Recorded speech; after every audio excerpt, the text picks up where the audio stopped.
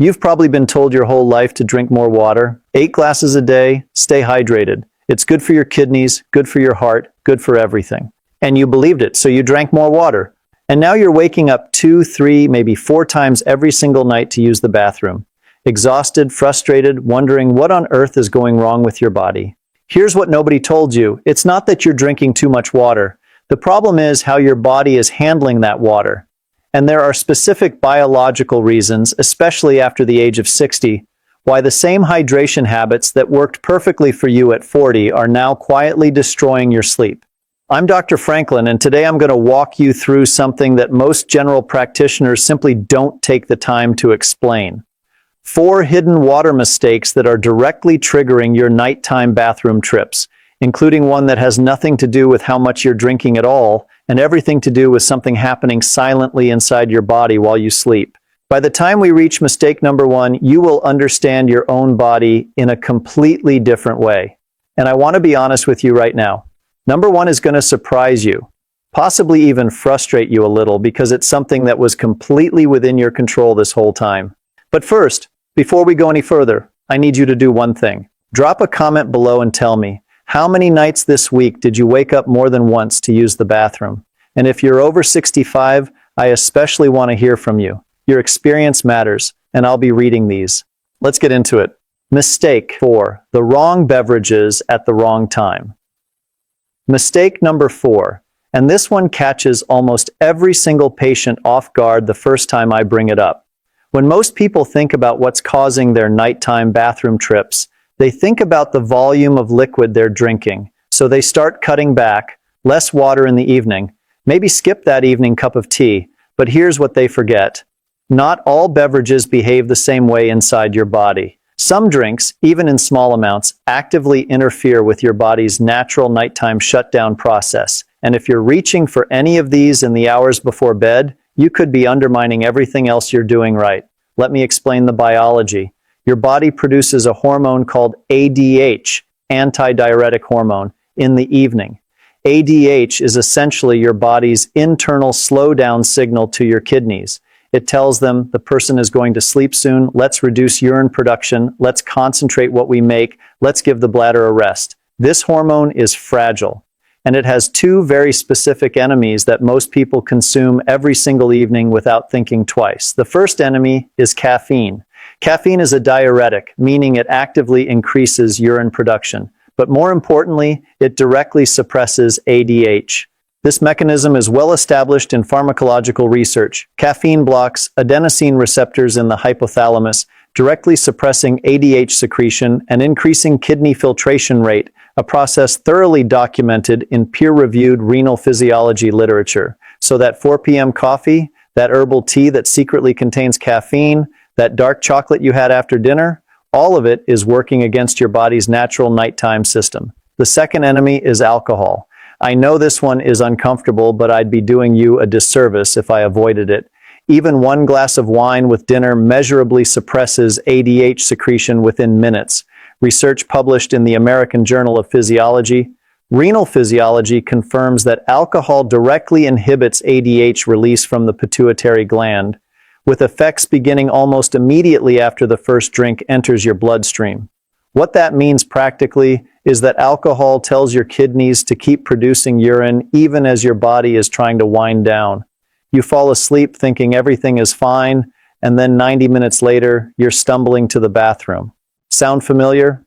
The action step here is simple. Before bed, keep your final beverage to 4 to 6 ounces of plain warm water or a genuinely caffeine-free herbal tea, think chamomile or peppermint, and time it at least 2 hours before your head hits the pillow. But here's why mistake number 4 is only the 4th most important thing on this list, because even if you nail this completely, there are 3 deeper biological forces still working against you, forces that most people have never even heard of. Stay with me. Mistake number 3 is where things start getting really interesting. And before we begin, take a second and tell me your name and where you're tuning in from. I go through the comments, and I genuinely want to know who I'm speaking to and supporting here. Mistake number 3, ignoring your kidney's internal clock. Here's something they don't teach you in school, and honestly something that even some doctors forget to mention. Your kidneys are not the same organ at 8 a.m. as they are at 8 p.m. They operate on a circadian rhythm, a built-in biological clock, that fundamentally changes how they process fluid depending on what time of day it is. During the daytime, particularly between the hours of roughly 6 a.m. and 3 p.m., your kidneys are operating at peak efficiency. Your cortisol levels are elevated, your renal blood flow is optimized, and your body is essentially built for high-volume fluid processing. This is when your kidneys want to work hard. This is when fluid moves through your system efficiently and ends up in the toilet during normal daytime hours when you barely notice it. But as afternoon turns into evening, everything shifts. Cortisol drops, ADH rises, renal blood flow slows. Your kidneys are literally downshifting, preparing for the nighttime rest cycle. Here's the problem. Millions of people are doing the exact opposite of what their kidneys need. Think about a typical day for many adults over 60. Morning is rushed. Coffee counts as hydration, right? Lunch is busy, maybe a glass of water. By mid-afternoon, they start feeling that familiar dry mouth, that slight fatigue, so they drink. Then at dinner, they have water. Then something warm before bed. Then maybe a glass of water because they read somewhere that you should stay hydrated before sleep.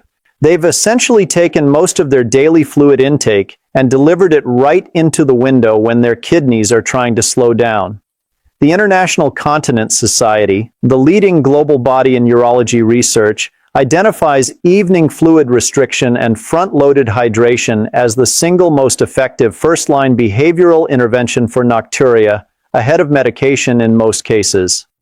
Their clinical guidelines, updated by Hashim and colleagues and widely published in peer-reviewed urology journals, make clear that timing matters as much as total volume. And when you look at why, the biology is unambiguous. Your kidneys are primed to process fluid efficiently during the active daytime hours, and any significant fluid delivered after that window becomes overnight bladder work. I want you to really absorb that. Not less water, just earlier water. I had a patient, I'll call her Margaret, a 72-year-old retired nurse from Georgia. She came to me convinced she had a serious bladder condition. She was waking up 3 times a night, sometimes 4. She was meticulous about her health. She exercised, ate well, took her medications properly, but her hydration pattern was what I call a back-heavy pattern. Almost nothing in the morning, moderate at lunch, and then significant fluid intake from 5 p.m. onward, because that was when she finally relaxed and sat down for the day. We kept her total daily water intake exactly the same, around 2 liters, but moved 65% of it to the morning and early afternoon. We put her fluid cutoff at 7:30 p.m. Within 4 weeks, she went from 3 or 4 nighttime voids to 1, sometimes 0. She told me, "I've been a nurse my whole life and nobody ever told me this." For those of you over 65, this matters even more. Research published in Advances in Chronic Kidney Disease has confirmed that the circadian rhythm of kidney function weakens with age. Specifically, the normal pattern of nighttime ADH secretion that suppresses urine production during sleep becomes disrupted in older adults. The drop-off in nighttime urine production that younger adults experience, older adults experience it less dramatically, meaning your body's built-in protection against nighttime bathroom trips is genuinely less robust at 70 than it was at 40. And that makes your behavioral timing of hydration even more powerful as a compensating strategy. Your practical takeaway: get a large glass of water on your nightstand, but for the morning, not the night. Before coffee, before anything, drink it, then aim for consistent sipping throughout the morning, and set a 2 p.m. checkpoint to ask yourself, have I had most of my water today? If not, now is the time. After 5 p.m., you're in taper mode. But even if you do this perfectly, there's a deeper issue that may still be driving your nighttime trips. And it's one that is almost never talked about in mainstream health content. Mistake number 2 is coming up. And when you understand this, the piece of the puzzle that's been missing will click into place. If you're still here with me and finding this helpful, take a moment to type 2 in the comments. It lets me know you're watching and getting value from this. Mistake number 2, your blood vessels are leaking, and you don't know it. I want to talk about something called vascular permeability. And I promise I'll make this simple, because understanding this one concept might genuinely transform your nights. As we age, the walls of our smaller blood vessels, the capillaries, naturally become more permeable, more leaky, in plain English. And this leakiness has a very specific consequence that almost nobody connects to nighttime urination. During the day, when you're upright and active, fluid is constantly leaking out of those small vessels into the surrounding soft tissue, particularly in your legs, your feet, and your lower abdomen. Your body manages this during waking hours through movement and normal circulation. But here's where it goes wrong. The moment you lie down at night, gravity shifts. That fluid that spent all day pooling quietly in your tissue suddenly has a clear path back into your bloodstream. Your circulation picks it up, sends it to your kidneys, and your kidneys, doing exactly what they're designed to do, filter it and send it to your bladder. The result? You fall asleep feeling completely fine. And then somewhere between 45 minutes and 2 hours after lying down, you have an urgent, pressing need to urinate. The bladder didn't fill gradually. It was suddenly flooded by that repositioned fluid. Researchers call this nocturnal polyuria, driven by positional fluid redistribution. And clinical literature consistently identifies nocturnal polyuria as the single most common driver of nocturia in older adults, accounting for the majority of cases in those over 65, according to reviews published in StatPearls, NIH, and the Journal of Urology. Not a bladder problem, not a prostate problem, not a kidney disease, a vascular permeability and fluid redistribution problem. Now here's where it connects to water. Two specific hydration habits dramatically worsen this effect. The first is high sodium intake. Sodium causes your tissues to hold on to more fluid than they otherwise would. The CDC reports that the average American consumes around 3,400 mg of sodium per day, well above the recommended 2,300 mg, and most people don't even realize where it's coming from. It's not the salt shaker, it's bread, canned goods, deli meat, sauces, restaurant food. All of it adds up, and all of it means more fluid trapped in your tissue during the day, more fluid to flood your bladder when you lie down at night. The second hydration factor is afternoon fluid intake. The more fluid you take in during the late afternoon and evening, the more raw material is available for that tissue-level pooling. When you combine evening fluid intake with high sodium and age-related vascular permeability, you create a perfect storm. Your body has simply been dealt a bad hand, and you didn't even know the game was being played. A landmark study from Nagasaki University, led by Dr. Tomohiro Matsuo and published in Neurourology and Urodynamics in 2019, enrolled 321 adults with high salt intake and documented nocturia. Participants who successfully reduced their daily salt from an average of 10.7 grams down to 8 grams saw their nightly bathroom trips drop from 2.3 to 1.4. That's nearly a 40% reduction from one dietary change alone. A complementary 2020 study by Yoshikawa and colleagues, also published in Neurourology and Urodynamics, confirmed the biological chain directly. Higher daily salt intake correlated significantly with greater leg edema at 5 p.m. and higher nocturnal urine volume overnight, providing the mechanistic evidence for why both sodium reduction and leg elevation reinforce each other. Here is what you do. Starting today, spend 1 week becoming a label reader. Pay attention to sodium in your bread, your sauces, your canned products. Aim to get your daily sodium below 2,300 milliliters. If you can get to 1,800 milliliters, even better. And here's a bonus strategy that I call the afternoon drain. Somewhere between 3 and 5 p.m., before your evening fluid cutoff kicks in, lie down on your couch or your bed with a pillow under your calves for 20 to 30 minutes. Elevate your legs above the level of your heart. This allows your circulatory system to pull that pooled tissue fluid back into your bloodstream while you're still awake, so your kidneys and bladder can process it during waking hours instead of at 2 a.m. It sounds almost too simple, but the physiology is ironclad and the patient results are remarkable. I had a patient, I'll call him Harold, a 78-year-old retired contractor from Tennessee. He'd tried medication for nocturia for over a year with modest results. When I did a 24-hour urine collection, his nocturnal urine output was 71% of his total daily volume.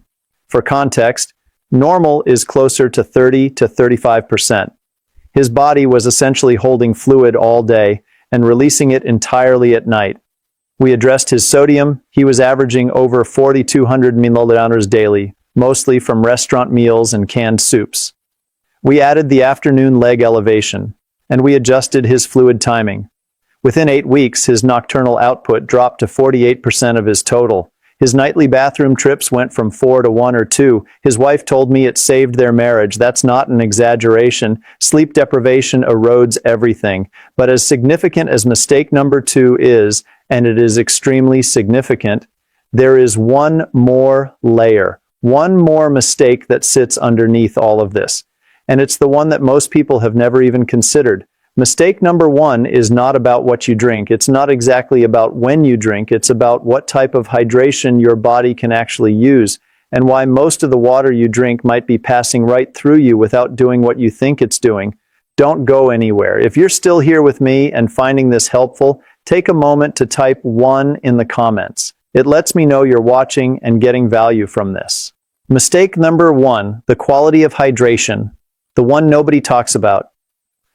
All right, here we are, mistake number 1, and I want to be genuinely honest with you. This is the concept that, in my years of practice, has produced the most dramatic overnight improvements in patients who had tried everything else and were still struggling. And it starts with a question that sounds deceptively simple. When you drink water, does your body actually retain it?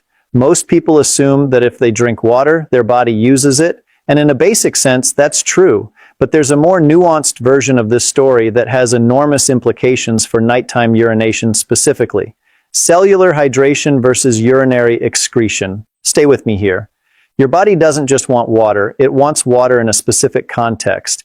Specifically, water paired with electrolytes, most critically potassium and magnesium, which are essential for your cells to actually absorb and retain fluid. When you drink plain water in large quantities without adequate electrolyte support, your kidneys, being the efficient organs they are, register a dilution of your blood's electrolyte concentration and respond by increasing urine output to restore balance. This is called osmotic diuresis, and it's a real phenomenon. You can drink a liter of plain water and have a significant portion of it end up in your bladder within 60 to 90 minutes. Not because your bladder is overactive, but because your cells couldn't absorb the fluid and your kidneys had to excrete it. Now here's where this intersects with nighttime urination in an extremely important way. Research has consistently confirmed that older adults are at significantly higher risk of magnesium deficiency due to reduced intestinal absorption, decreased bone-stored magnesium, and drug interactions. A review cited by the European Society for Clinical Nutrition confirms that magnesium requirements do not decrease with age, but the ability to absorb and retain it does. This gap matters for bladder health specifically because magnesium helps regulate the detrusor muscle, the muscle that controls bladder contractions. A prospective, randomized, double-blind, placebo-controlled clinical trial examining magnesium supplementation in women with bladder symptoms found that 40% of participants taking magnesium reported meaningful improvements in urgency, nocturia, and incontinence events, compared to just 16.7% in the placebo group. That is a clinically meaningful difference driven by a single nutrient correction. Let me put this in plain language. Some of you reading this are drinking the right amount of water at the right times, and your nighttime bathroom trips are still a problem. The missing variable might not be behavioral at all. It might be biochemical. Your body literally cannot absorb and retain the fluid you're giving it efficiently. What does this mean practically? First, include potassium-rich foods consistently in your diet. Bananas, sweet potatoes, avocado, leafy greens. These aren't just good nutrition. They directly support your body's ability to absorb and hold water at the cellular level. Second, look at your magnesium intake. Most adults over 60 are below the recommended daily intake of 320 to 420 milliliters. Dietary sources include pumpkin seeds, almonds, dark leafy greens, and whole grains. Talk to your doctor about whether a magnesium glycinate supplement makes sense for you. This is the form most bioavailable to the body and least likely to cause digestive discomfort. Third, consider switching some of your plain water intake to mineral-rich water or adding a small pinch of a low-sodium electrolyte powder to your morning hydration. Not a sugary sports drink, but specifically a low-sugar or no-sugar electrolyte product with real mineral content. And fourth, space your water out more deliberately. Rather than drinking a large glass all at once, which spikes your blood's water to electrolyte ratio and triggers that excretion response, sip consistently throughout the morning. Small amounts more frequently give your cells time to absorb. I'll tell you about one more patient. Her name was Evelyn, 81 years old, retired school teacher from North Carolina. She had done everything right. Fluid cutoff at 7 p.m., front-loaded her hydration, reduced her sodium, did the afternoon leg elevation. She went from 5 nighttime trips to 2, which was improvement, but she was still frustrated. When I ran a comprehensive metabolic panel, her serum magnesium was at the very bottom of the normal range, technically normal, but functionally inadequate for optimal cellular hydration. We added dietary magnesium sources and a low-dose magnesium glycinate supplement under medical supervision. Within 6 weeks, Evelyn went from 2 nighttime voids to 0 or 1 on most nights. At 81 years old, she said to me, "I've slept this well since I was in my 40s. That is what's possible when you address all 4 layers. Let me pull this all together for you. Mistake number 4, the wrong beverages. Caffeine and alcohol in the evening, suppressing your natural nighttime hormone and keeping your kidneys in production mode when they should be resting. Mistake number 3, ignoring your kidney's internal clock, drinking the bulk of your fluid in the afternoon and evening, right when your kidneys are winding down, instead of front-loading your hydration in the morning when your body is built to process it. Mistake number 2, the silent fluid redistribution problem, high-sodium diet and afternoon inactivity, allowing fluid to pool in your leg tissue all day, then flood your bladder the moment you lie down at night. And mistake number 1, the quality of your hydration, drinking plain water in large quantities without adequate electrolyte support, meaning your body excretes more than it absorbs, driving unnecessary trips to the bathroom regardless of everything else you're doing. These 4 mistakes work together. They compound each other. And the good news is that addressing them together creates a compounding improvement that no single medication or intervention can typically match. You don't need surgery. You don't need expensive treatments. You need accurate information about how your body